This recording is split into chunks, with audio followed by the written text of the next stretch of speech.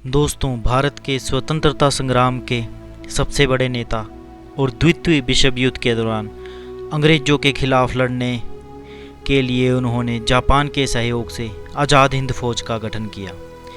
उन्हीं के द्वारा नारा दिया गया था जय हिंद, जो भारत का राष्ट्रीय नारा बन गया, तथा तुम मुझे खून दो मैं तुम्हें आज़ादी दूंगा का ये नारा भी उन्हीं का था, जो सबसे अधिक उस समय प्रचलित था।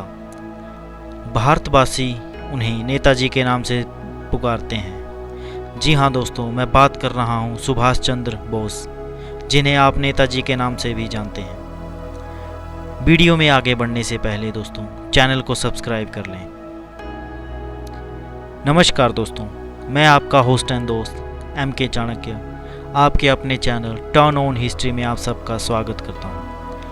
दोस्तों, वीडियो में आगे बढ़ने से पहले चैनल को सब्सक्राइब कर लें और बेल आइकन को प्रेस कर लें, ताकि हर नई से नई जानकारी आपके पास जल्द से जल्द पहुंचे।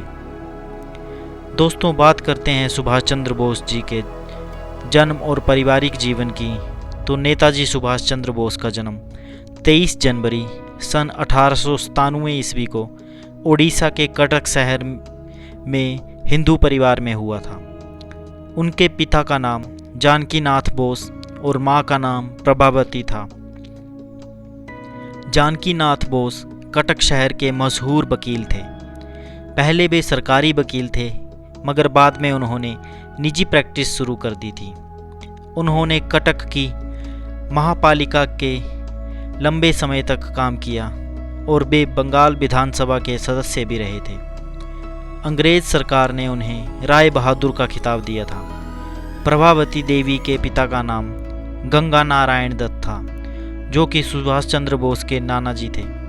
दत्त परिवार को कोलकाता का एक कुलीन परिवार माना जाता था। प्रभावती और जानकी नाथ बोस की कुल मिलाकर 14 संतानें थीं, जिसमें से 6 बेटियां और 8 बेटे थे, और सुभाष चंद्र बोस उनकी 9वीं संतान और 5वें बेटे थे। अपने सभी भाइयों में से सुभाष को सबसे अधिक लगाव शरद चंद्र बोस से था। दोस्तों, ये तो था सुभाष चंद्र बोस जी के जीवन से मिली कुछ सूचनाएं। लेकिन दोस्तों, सुभाष चंद्र बोस के जीवन के में एक ऐसा मोड़ भी आया जब उन्होंने स्वयं ही कांग्रेस पद से इस्तीफा दे दिया। तो ऐसा उन्होंने क्यों किया था, आइए जानते हैं विस्तार से। दोस्तों, 1938 में गांधी जी ने कांग्रेस अध्यक्ष पद के लिए सुभाष चंद्र बोस को चुना था, मगर उन्हें सुभाष की कार्य पद्धति पसंद नहीं आई। इसी दौरान यूरोप में द्वितीय विश्व युद्ध के बादल छा रहे थे। सुभाष चाहते थे कि इंग्लैंड की इस कठिनाई का लाभ उठाकर हम भारत की स्वतंत्रता संग्राम को अधिक तीव्र कर देंगे। उन्होंने अपने कार्यालय में इस ओर कदम उठाना भी शुरू कर दिया, परंतु गांधी जी इससे सहमत नहीं थे। सन 1939 में जब नया कांग्रेस अध्यक्ष चुनने का समय आया, तो सुभाष चाहते थे कि कोई ऐसा व्यक्ति अध्यक्ष बनाया जाए जो इस मामले में किसी दबाव में आगे बिल्कुल ना झुके। ऐसा किसी दूसरे व्यक्ति के सामने ना आने पर सुभाष ने स्वयं कांग्रेस अध्यक्ष बनना चाहा, लेकिन गांधी जी ने उन्हें अध्यक्ष पद से हटाना चाहा। गांधी ने अध्यक्ष पद के लिए पट्टाभी सीतारमैया को चुना। कविवर रविंद्रनाथ ठाकुर ने गांधी को पत्र लिखकर सुभाष को ही अध्यक्ष बनाने का निवेदन किया।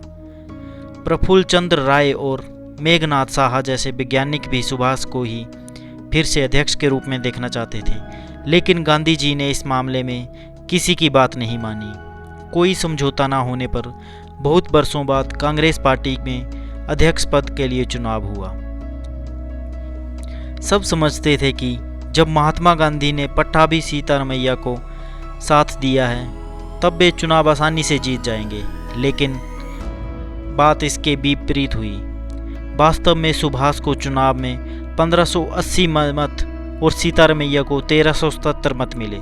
गांधी जी के विरोध के बावजूद सुभाष बाबू 203 मतों से चुनाव जीत गए, मगर चुनाव जीतने के नतीजे के साथ बात खत्म नहीं हुई।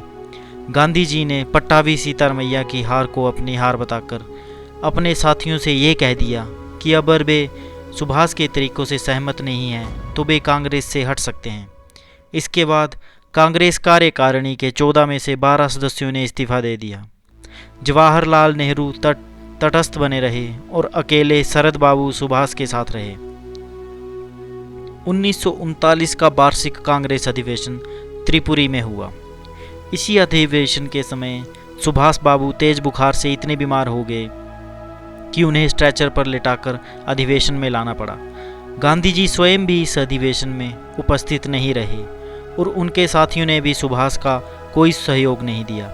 अधिवेशन के बाद सुभाष ने समझौते के लिए बहुत कोशिश की, लेकिन गांधी जी और उनके साथियों ने उनकी एक ना मानी। परिस्थिति ऐसी बन गई कि सुभाष कुछ काम ही ना कर पाए और आखिर में तंग आकर 29 अप्रैल 1939 को सुभाष ने कांग्रेस अध्यक्ष पद से इस्तीफा दे दिया। तो दोस्तों, ये तो थी कहानी सुभाष चंद्र बोस के अध्यक्ष पद से इस्तीफा देने की। उम्मीद है आपको ये कहानी पसंद आई होगी। दोस्तों, ऐसी ही वीडियो भविष्य में लेकर बहुत जल्द आपके पास पहुंच जाऊंगा। तब तक के लिए धन्यवाद। यदि वीडियो पसंद आई हो तो चैनल को सब्सक्राइब कर दें और वीडियो को शेयर कर दें।